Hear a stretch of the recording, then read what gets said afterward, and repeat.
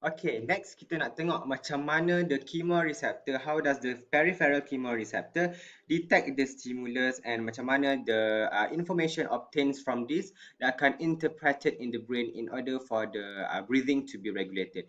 First, kita nak tengok the inspiration, macam mana kita tarik nafas itu dikontrol in our body. Okay, the first one is the stimulus, iaitu sekiranya ada increase in the partial pressure of carbon dioxide ataupun adanya decrease in the pH, maksudnya H plus increase, ataupun adanya decrease in partial pressure of oxygen, ini adalah stimulus.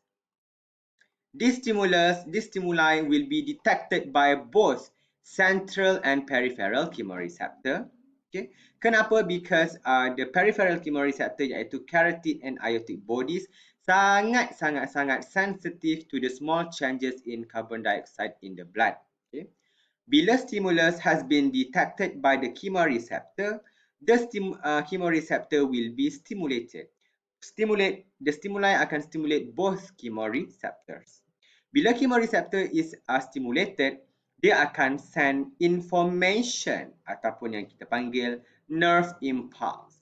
Nerve impulse will be sent from central and peripheral chemoreceptor kepada inspiratory center, which is dalam brain. Okay, in medulla oblongata. So, bila chemoreceptor dah activated ataupun stimulated, dia akan send impulses both from the central and peripheral chemoreceptor kepada inspiratory centers. Okay, kalau you tengok gambar, the one in aortic body, the one in carotid body, dan juga the one in the the one in the aortic bodies tadi dia akan will be detected, dia akan detect the drop in oxygen punya concentration ataupun partial pressure of oxygen ataupun increase in partial pressure of carbon dioxide ataupun increase in H plus means drops in pH. Bila dia detect, dia akan send impulse, okay, daripada peripheral chemoreceptor kepada this inspiratory center located in the medulla oblongata. Kemudian apa yang berlaku ialah, okay, the inspiratory center in turn akan generate impulses. Okay, inspiratory center akan interpret. Basically dia akan interpret, dia akan mesyuarat dulu. Bila dia mesyuarat, baru dia akan keluarkan arahan, iaitu dia akan release the what we call nerve impulses, which are transmitted via dua nerves, iaitu phrenic nerves dan juga thoracic ataupun intercostal nerves. Dan setiap nerves ni tadi dia akan hantar kepada different target organs, iaitu diaphragm melalui phrenic nerves, target organ yang kedua external intercostal muscle melalui intercostal nerves. Okay.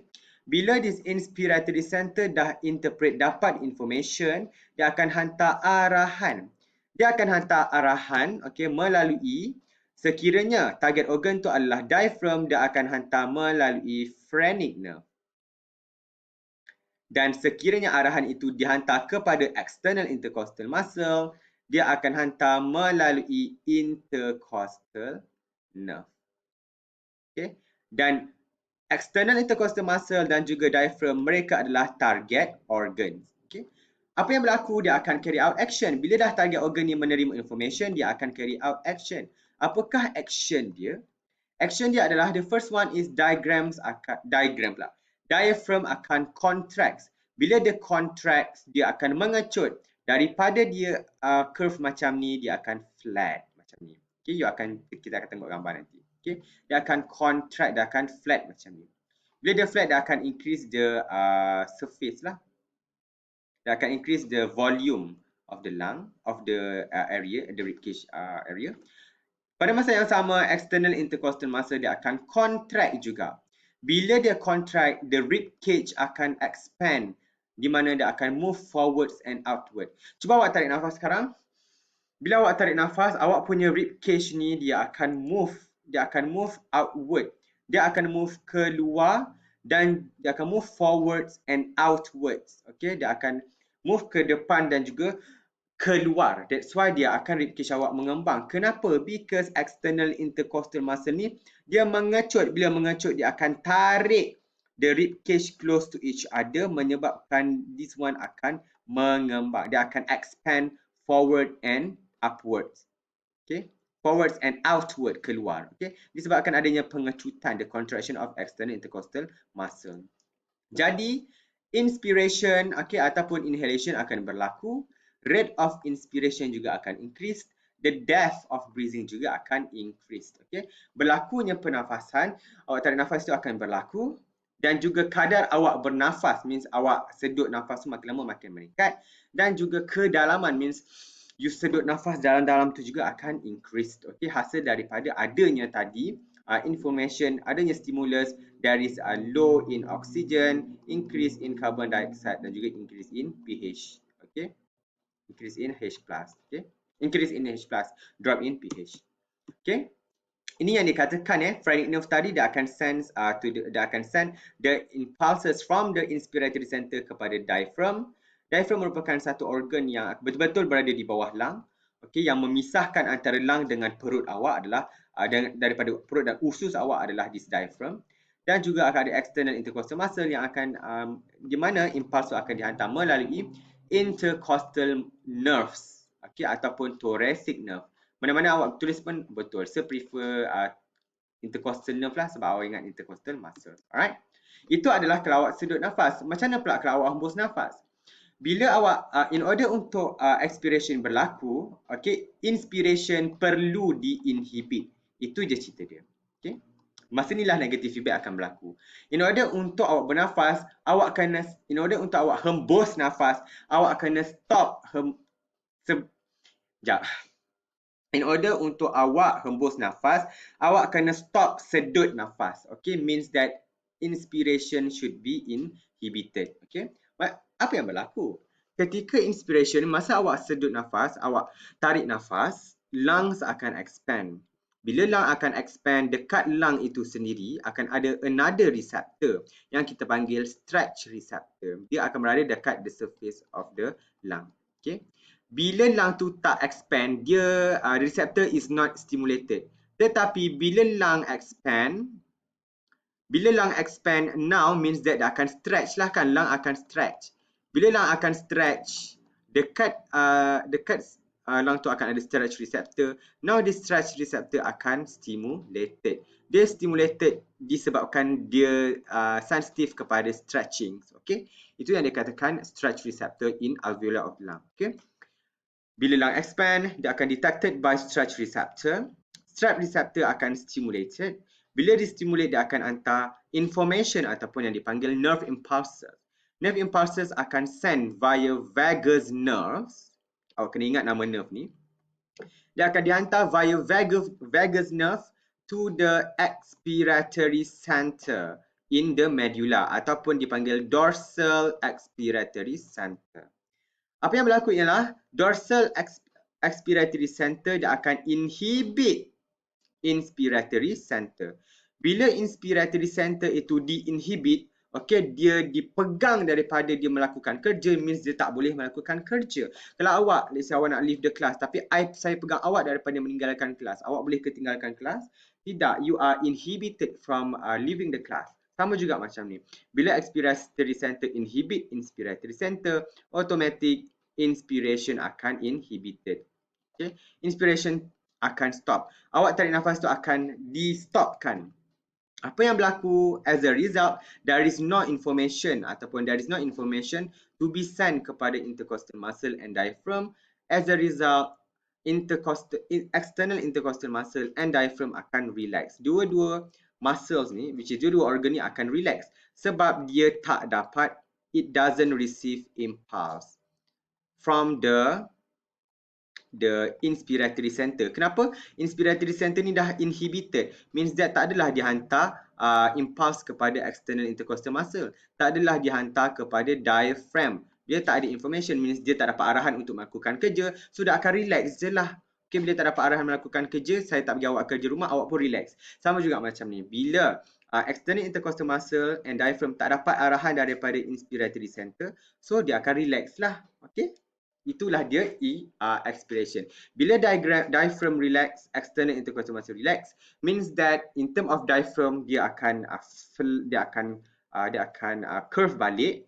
Bila dia curve balik, dia akan push udara keluar. Kalau you tengok ni adalah rib cage, If let's say ini adalah badan awak, okay, diaphragm memang kat sini. Bila diaphragm ni relax, dia akan push, dia akan reduce the volume. Dia akan reduce the volume of the area, you know, the volume inside the lung. Bila dia reduce the volume, dia akan push air keluar daripada this dalam ruangan dalam ribcage tu.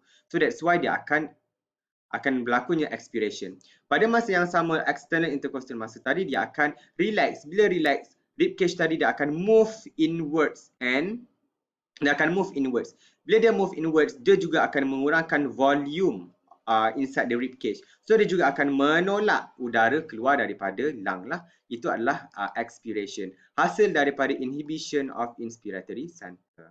Okay. So expiration akan takes place, carbon dioxide is removed from the body, dan the partial pressure of carbon dioxide is lowered, and then partial pressure of oxygen akan increase. So when the partial pressure of carbon dioxide is returns to the normal, breathing rate return to the normal lah. Okay. Asalkan bila the partial pressure of carbon dioxide is returned to the normal, barulah the rate of breathing akan return back to the normal. Lungs are no longer stretched, okay. Bila carbon dioxide tadi dah return back to the normal, means that lungs dia dah tak akan stretch. Bila lungs are no longer stretched, the stretch receptor is no longer stimulated.